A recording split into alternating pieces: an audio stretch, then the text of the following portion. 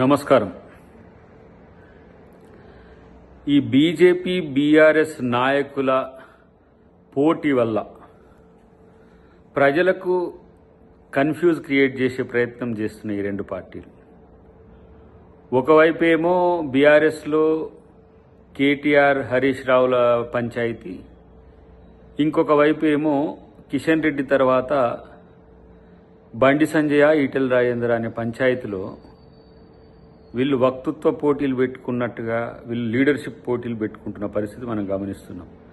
దానికి ఇద్దరు రాష్ట్ర ముఖ్యమంత్రి గారి మీద, రేవంత్ రెడ్డి గారి మీద విరుచుకుపడము, ఇష్టానుసారం స్టేట్మెంట్ ఇవ్వడం అనేది మనకు కనబడుతున్నది. అంటే నేనెక్కువ రేవంత్ రెడ్డిని విమర్శిస్తున్నా అంటే నేనెక్కువ రేవంత్ రెడ్డిని విమర్శిస్తున్నా, నేనెక్కువ సీఎం మీద కొట్లాడుతున్నా అంటే నేనెక్కువ సీఎం మీద కొట్లాడుతున్న దాని విషయంలో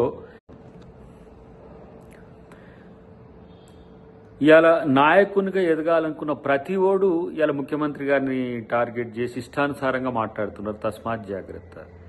ఇది కేవలం ఏదో మెతకతనమో, సహనమో, లేకపోతే సంనయనమో పాటిస్తున్న దాన్ని అలుసుగా తీసుకుంటున్న పరిస్థితి కనబడుతున్నది.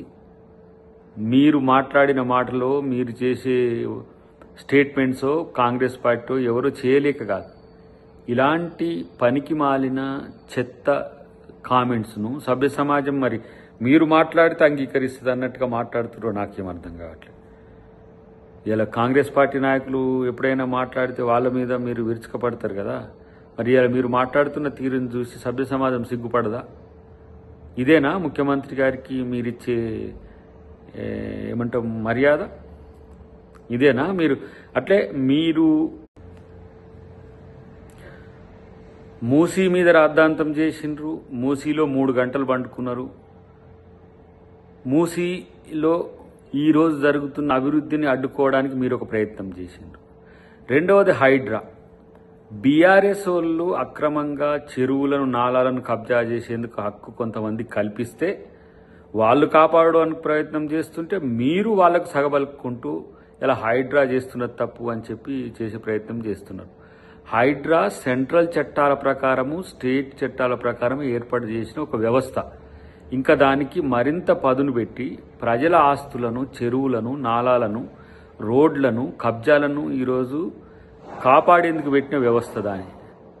అది మీకు నచ్చట్లే అంటే ఏంది? కబ్జాకోరులకు, అవినీతి పరులకు, అక్రమార్కులకు అండగా ఉండడానికి చేసే ప్రయత్నం చేస్తూ ముఖ్యమంత్రి గారిని సైకో అని, ముఖ్యమంత్రి గారిని శాడిస్ట్ అనడం అనేది ఏం రాజనీతి?